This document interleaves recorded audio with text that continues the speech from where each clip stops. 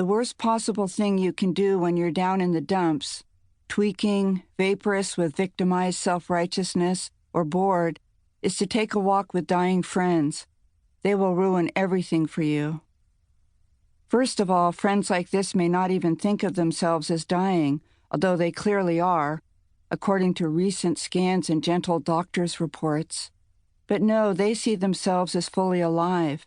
They are living and doing as much as they can, as well as they can, for as long as they can. They ruin your multitasking high, the bath of agitation, rumination, and judgment you wallow in, without the decency to come out and just say anything. They bust you by being grateful for the day, while you are obsessed with how thin your lashes have become and how wide your bottom. My friend Barbara had already been living with Lou Gehrig's disease for 2 years on the spring morning of our Muir Woods hike. She had done and tried everything to stem the tide of deterioration, and you would think, upon seeing her with a fancy 4-wheeled walker, needing an iPad-based computer voice named Kate to speak for her, that the disease was having its way. And this would be true, except that besides having ALS, Barbara had her breathtaking mind, a joyously bottomless thirst for nature, and Susie. Susie, her girlfriend of 30 years, gave her an unfair advantage over the rest of us. We could all be great if we had Susie. We could be heroes. Barbara was the executive director of Breast Cancer Action, the Bad Girls of Breast Cancer, a grassroots advocacy group with a distinctly bad attitude toward the pink ribbon approach. Susie was her ballast, and I had spoken at a number of their galas and fundraisers over the years.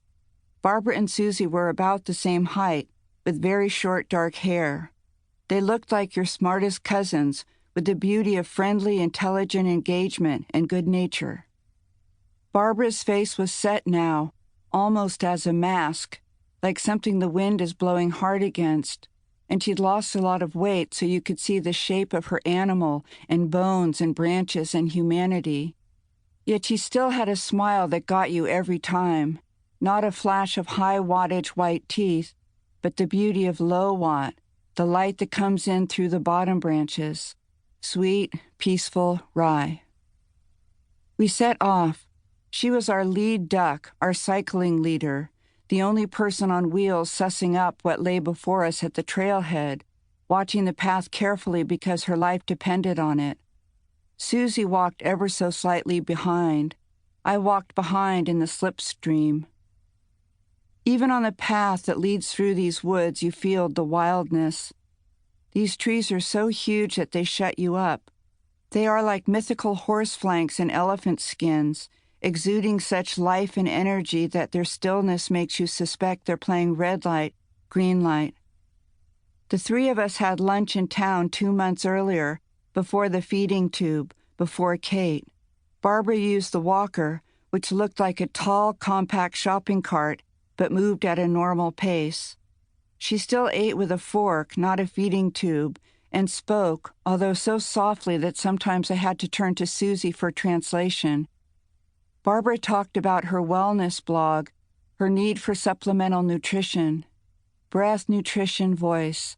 Breath, nutrition, voice. She posted a list on her blog from time to time of all the things she could still do. Most recently, enjoy the hummingbirds, sleep with my sweetie, speak out for people with breast cancer. Now she is silent. When she wants to talk, she can type words on her iPad that Kate will then speak with efficient warmth. Or she can rest in silence. She knows that even this diminished function and do ability will be taken one day at a time. When you are on the knife's edge, when nobody knows exactly what is going to happen next, only that it will be worse, you take in today. So here we were at the trailhead for a cold day's walk. I'm a fast walker because my dad had long legs and I learned to keep up, but today a walk with Barbara was like, Mother, may I? May I take 1,000 baby steps?